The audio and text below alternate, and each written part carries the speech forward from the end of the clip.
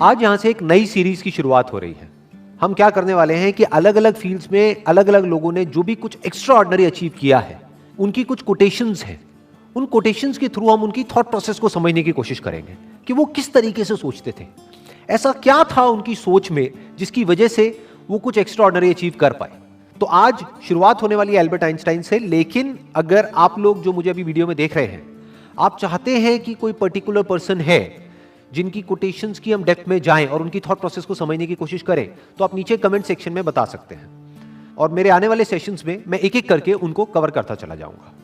तो जो पहली कोटेशन है एल्बर्ट आइंस्टाइन की, वो है everybody is a genius, but if you जज a fish by its ability to climb a tree, it will live its whole life believing that it is stupid. बड़ी powerful statement है ये, इसको ध्यान से समझने की कोशिश करते हैं कि अगर कोई और उस फिश को जज करे तो कोई प्रॉब्लम नहीं है, तो इसका मतलब वो बेवकूफ है। यानी कि अगर दुनिया आपको जज करे तो कोई प्रॉब्लम नहीं है, इसका मतलब दुनिया बेवकूफ है। बट अगर वो मछली खुद अपने आप को जज करने लग जाए इस बेस पे कि देखो मैं पेड़ पर नहीं चढ़ सकती तो मैं बेवकूफ हूं, तो वो बेवकूफ है। हर एक की कोई ना कोई एबिलिटी होती है। जैसे सचिन तेंदुलकर है, उनकी अपनी एक एबिलिटी है। एल्बर्ट आइंस्टाइन है, उनकी अपनी एक एबिलिटी है। अगर एल्बर्ट आइंस्टाइन को बैट दे दिया जाए तो वो कैसे लगेंगे? लोग हंसेंगे। या अकाउंट्स में डाल दिया जाता तो क्या होता? जबरदस्ती उनको चार्टर्ड अकाउंटेंट बना दिया जाता तो क्या होता? क्या वो कभी भी ऐसा कुछ अचीव कर पाते जो उन्होंने अचीव किया? No doubt he was a genius. But वो जीनियस क्यों थे? क्योंकि उन्होंने वही किया जो उनकी नेचुरल इंक्लिनेशन थी। जैसे कि एक मछली है, अगर उसको बोला जाए कि पानी में तैरो, तो वो पानी में बहुत तरीके से तैर सकती है। ऐसा कुछ कर सकती है कि जो देखने वाले हैं दे विल बी मेस्मराइज्ड। वो कहेंगे कि यार ये कैसे हो सकता है? जिसको पानी के अंदर तैरना नहीं आता है और वो उसको देखेगा मछली को, तो वो क्या कहेगा? ये मछली जीनियस है। तो इस तरह से पहले हमको समझना पड़ेगा कि हमारा पर्सनैलिटी टाइप क्या है, और जब हम अच्छे तरीके से समझ जाएंगे और फिर एक्ट करेंगे, then sky is the limit. फिर सबके अंदर एक जीनियस है, फिर सब जीनियस है। Next quote is, education is not the learning of facts but the training of the mind to think. क्यों कहा जा रहा है ये? देखो क्या कमाल की बात इन्होंने कही है। बल्कि जिस वक्त इन्होंने कही थी उस वक्त कंप्यूटर्स इतने ज्यादा डेवलप नहीं हुए थे, इंटरनेट इतना ज्यादा पेनिट्रेट नहीं हुआ था, फिर भी वो देख पा रहे थे कि फ्यूचर में क्या होने वाला है। उसके बेस पर ये स्टेटमेंट उन्होंने दी है। क्यों एजुकेशन में लर्निंग ऑफ फैक्ट्स इंपॉर्टेंट नहीं है? क्योंकि आज की डेट में अगर बात करी जाए तो जो फैक्ट्स हैं या जो नॉलेज है वो तो एक क्लिक ऑफ बटन पे अवेलेबल है। मतलब अगर एजुकेशन का मतलब यही है कि स्कूल जाओ, कॉलेज जाओ और जो बुक्स में लिखा है उसको रट लो और अपने यहां पर फीड कर लो, तो इसकी जरूरत क्या है? वो तो ऑलरेडी मोबाइल में है। जो बुक्स में लिखा है अगर उसको आपने रट भी लिया और यहां पर फीड भी कर लिया, तो अगर उसको रिट्रीव करना है तो कैसे करोगे? अपने आप से एक क्वेश्चन पूछना पड़ेगा, तभी तो वो याद आएगा और आप बोल दोगे। बट यही काम अब अगर क्वेश्चन पूछ करके ही आंसर आना है, तो वो क्वेश्चन तो आप यहां पर भी पूछ सकते हो मोबाइल में। आप इससे पूछोगे, हाँ भैया बताओ ये क्या है, वो क्या है, इस क्वेश्चन का आंसर क्या है, तो ये मोबाइल ही दे देगा ना आपको आंसर। और जितनी मेमोरी इसके अंदर फीडेड है, जितनी नॉलेज एक मोबाइल के अंदर फीडेड है, जितनी नॉलेज गूगल में फीडेड है, क्या उतनी नॉलेज हम अपनी ब्रेन में फीड कर सकते हैं? तो हमारी ब्रेन, अगर हम एजुकेशन को सिर्फ इतना ही समझते हैं कि एजुकेशन का मतलब कि फैक्ट्स को यहां पर फीड कर दिया जाए, तो हमारी ब्रेन इससे बहुत पीछे ही रहेगी, चाहे हम जितना मर्जी डेवलप कर लें। तो वो एजुकेशन किसी काम की नहीं है। तो व्हाट इज रियल एजुकेशन, ये समझना बहुत जरूरी है। क्योंकि अगर हम इसको नहीं समझते तो हम ऐसे लोग अपने एजुकेशन सिस्टम से निकालेंगे जिनके अंदर फीडेड तो बहुत कुछ होगा, बट उनको यही नहीं पता होगा कि सोचते कैसे हैं। यहां पर दो बातें करी जा रही है। एक है education is not the learning of facts. Number one, learning of facts important क्यों नहीं है? Education is not the learning of facts. Why learning of facts is not that important? Because all the facts, all the knowledge, all the information is already available on the internet. अगर उसको यहीं पे store करने का नाम education है तो ये तो किसी काम की नहीं है। वो तो ऑलरेडी स्टोर्ड है आपके मोबाइल में। जब यहां पे स्टोर्ड है तो यहां पर क्यों स्टोर कर रहे हो दोबारा से? As simple as that, number one. Number two, but the training of the mind to think, कि बच्चों को यह सिखाया जाए कि सोचते कैसे हैं और सोचना क्यों जरूरी है, क्योंकि लाइफ में जो भी प्रॉब्लम्स है, जैसी भी प्रॉब्लम्स हैं, उसका सॉल्यूशन कैसे निकलता है? सोच करके निकलता है। मेमोरी से नहीं निकलता है, गूगल से नहीं निकलता है, फैक्ट से नहीं निकलता है, नॉलेज से नहीं निकलता है। उस नॉलेज को यूज कैसे करना है उससे निकलता है। अगर मेमोरी से या बुक्स से सॉल्यूशन निकलता तब तो कोई प्रॉब्लम ही नहीं थी। किसी को पैसा कमाना है, इतनी सारी बुक्स हैं, पढ़ लो, निकल गया सॉल्यूशन। उससे नहीं निकलता है।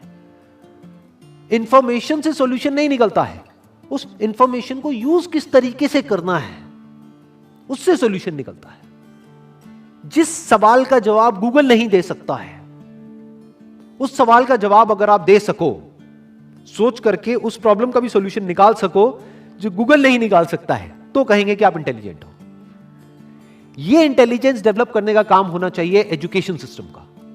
This is real education. Next quote is, the true sign of intelligence is not knowledge but imagination.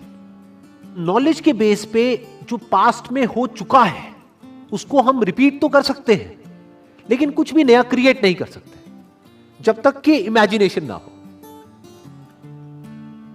यानी पहले हम कुछ इमेजिन करें, फिर नॉलेज को यूज करें तो ठीक है, बट अगर सिर्फ नॉलेज के बेस पर हम सोचें कि कुछ भी नया डिस्कवर हो सकता है, इम्पॉसिबल।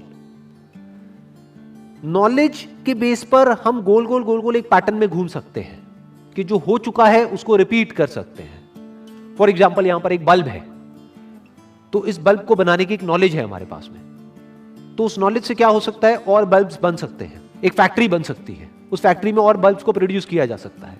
और एक ऐसा भी टाइम था जब कोई बल्ब नहीं था, देयर वाज नो बल्ब। तो बल्ब कहां से आया? क्या नॉलेज से आया?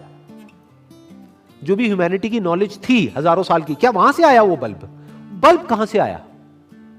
इमेजिनेशन से आया। किसी ना किसी ने सोचा, यानी वो बल्ब कहीं नहीं था, किसी बुक में नहीं था, इस दुनिया में नहीं था, कहीं नहीं था, किसी के माइंड में था। उसने सोचा कि अच्छा ऐसा भी कुछ हो सकता है, और उसके ऊपर काम करना शुरू कर दिया। तो क्या हुआ? वो इमेजिनेशन रियलिटी बन गई। इनफैक्ट अगर हम अपने आसपास में देखें, इस दुनिया में कुछ भी, एक सुई से लेकर के एक एरोप्लेन तक, सब कुछ आज रियलिटी है। आज वो नॉलेज के फ्रेमवर्क में है। आज हमारे पास में नॉलेज है कि सुई कैसे बनानी है, एरोप्लेन कैसे बनाना है।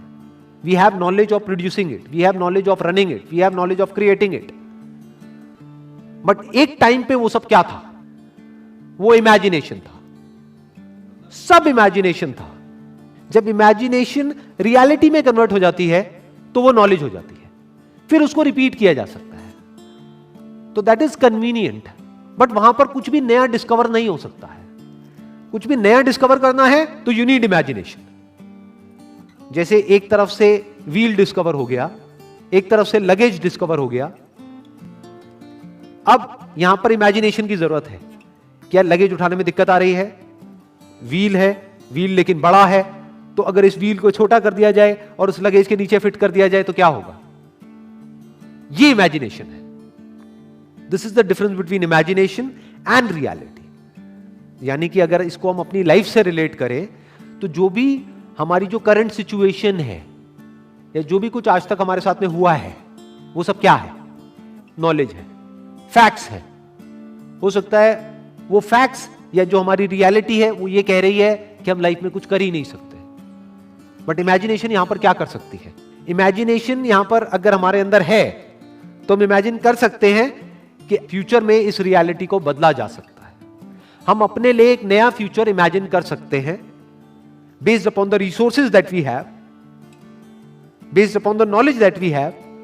उस नॉलेज को, उस इंफॉर्मेशन को, उन रिसोर्सेज को यूज करके हम अपनी इमेजिनेशन को सच कर सकते हैं। तो इसलिए कहा जा रहा है कि इमेजिनेशन इज रियल इंटेलिजेंस, क्योंकि नॉलेज को तो एक रोबोट भी रिपीट कर सकता है।